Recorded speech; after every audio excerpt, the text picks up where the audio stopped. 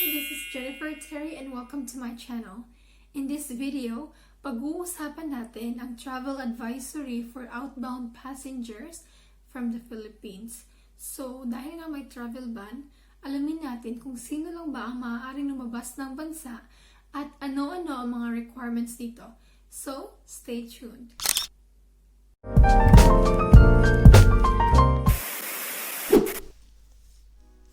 Now guys, let's find out the travel advisory or outbound travel restrictions by Philippine governments on Filipino travelers.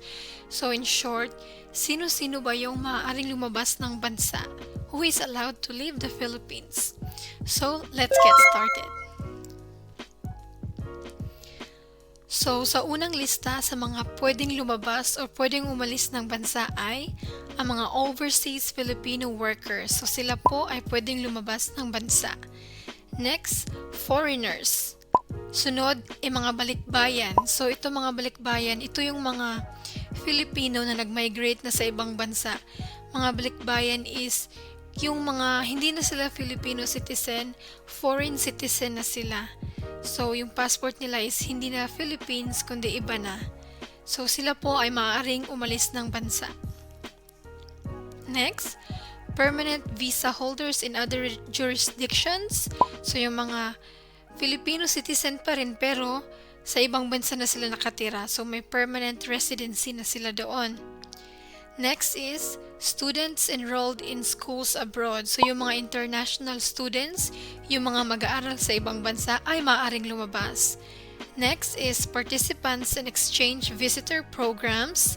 So, I think ito ay mga students pa rin. So, sila din ay pwedeng umalis ng Pilipinas para magawa yung exchange visitor program nila. So, ito guys, lahat sila, kailangan nilang magbigay ng proofs. Siyempre, so kung overseas Filipino worker ka, yung mga papeles mo, yung visa mo, yung passport mo, kung foreigner ka, you need your foreign passport. Kung balikbayan, your passport. And same with permanent visa, yung visa mo. Students enrolled, yung enrollment mo, yung student visa mo. And same with the participants in exchange visitor program. So, lahat yun sila. Kailangan pa ding may proof. Okay? Most importantly, yung proof na kailangan mo is yung passport mo and yung visa mo. So, next. So, aside from that, guys, essential travel is also allowed. So, ano-ano ba yung mga essential travel?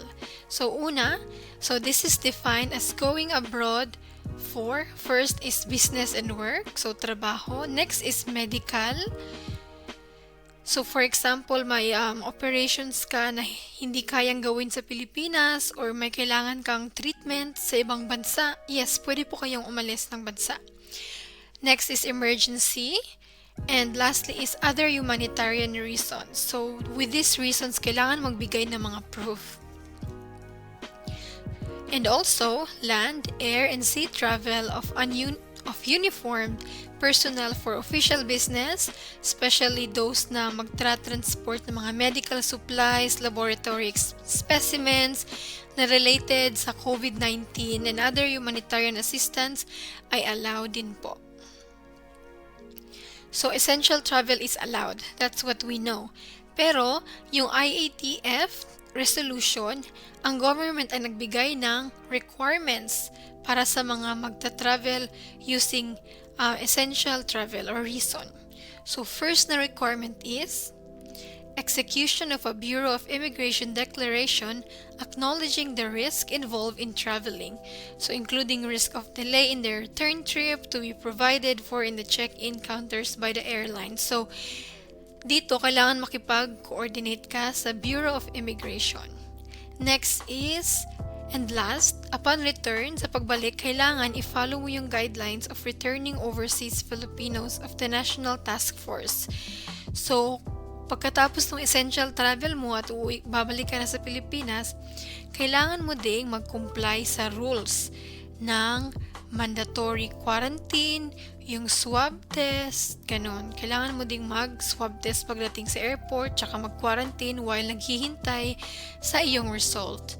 So, if gusto nyong malaman yung mga processes dyan, gumawa ako ng video nasa baba sa description box.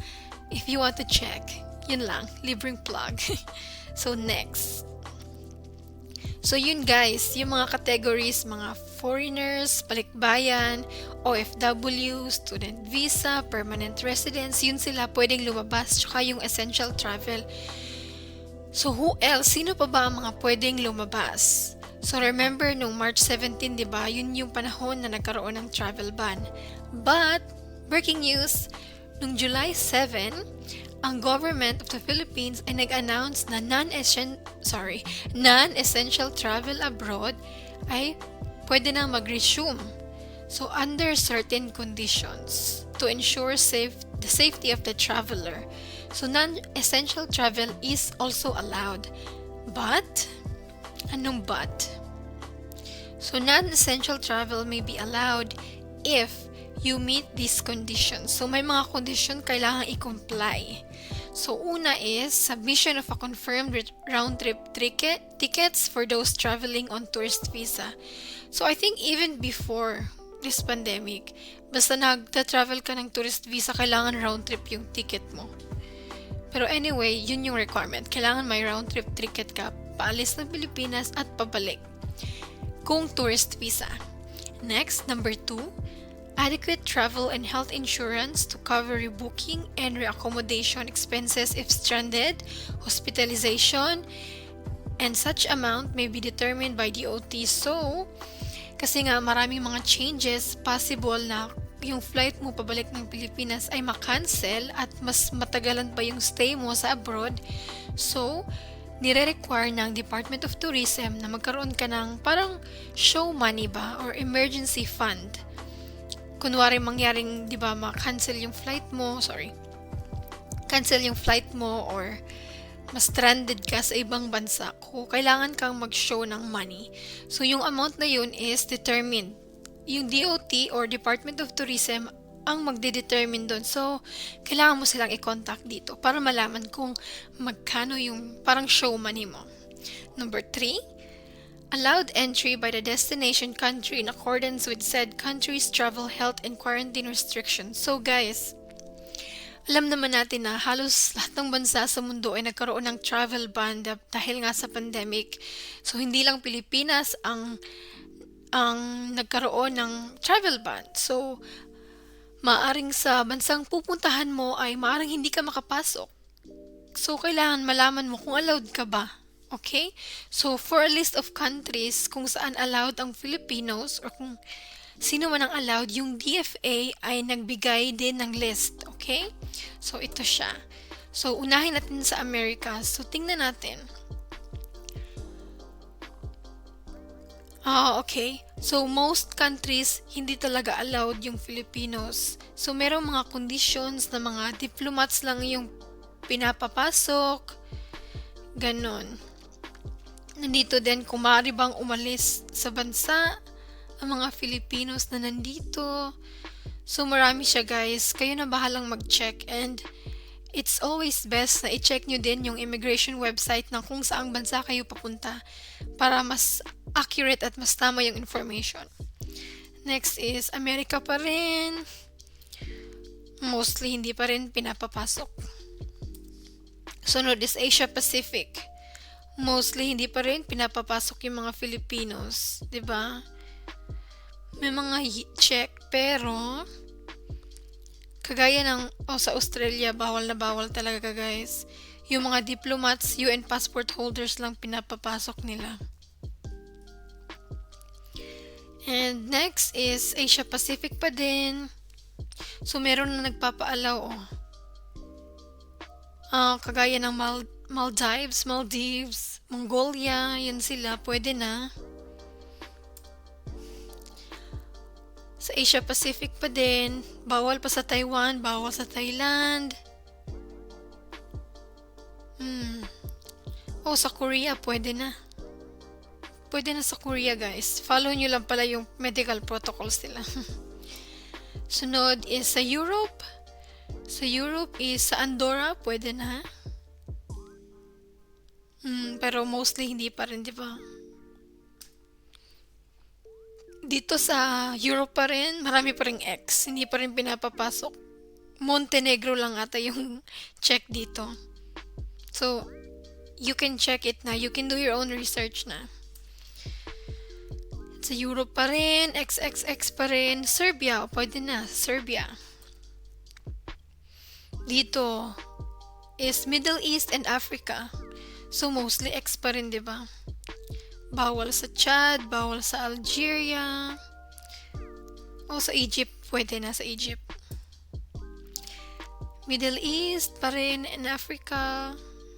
Bawal pa rin, guys.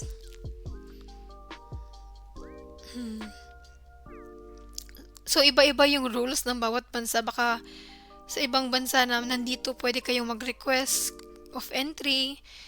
So, it's best na mag-research kayo. So, yun na yun. Now, let's go to number 4. So, number 4, requirements for non-essential travel. Let's go back. Number 4. So, execution of declaration acknowledging the risk involved in traveling, including risk of delay in a traveler's return trip, to be provided upon check-in. So, may declaration na kailangang fill upan ninyo. So, ito yung look ng declaration. Ito siya. So, pwede nyo ditong i-download sa website ng Philippine Airlines. Lagay ko yung link sa baba, guys. So, sample lang yan siya. Simple lang naman. Let's go to the last condition. Number 5, upon return, shall follow the guidelines of returning overseas Filipinos of the National Task Force for COVID-19. So, same with essential travelers. Yung mga non-essential travelers din ay kailangang mag-comply sa guidelines. So, kailangan din silang mag-swab test sa airport and kailangan din mag-quarantine while waiting for the result. Yan. And I think kung hindi ka OFW or seafarer, ikaw din ang magbabayad ng sarili mong hotel quarantine. So, that was it. I hope nakatulong tong video na ito sa inyo and nasagot ang mga tanong ninyo. If you have any questions, comment down below at I'll try my best para sagutan po yan. And nilagay ko po sa baba, sa description box yung mga links kung gusto nyong i-check po yung sources ko of information. And kung nakatulong tong video na ito, watch my other videos po. Gumawa po ako ng mga other videos ng tips sa pag-travel, arrival process sa Manila, arrival process sa Cebu, paano kumuha ng QR code. Check my channel po. And yun lang. Thank you so much. And please don't forget to like and subscribe to my channel. I'll see you again next time. Be safe. Bye.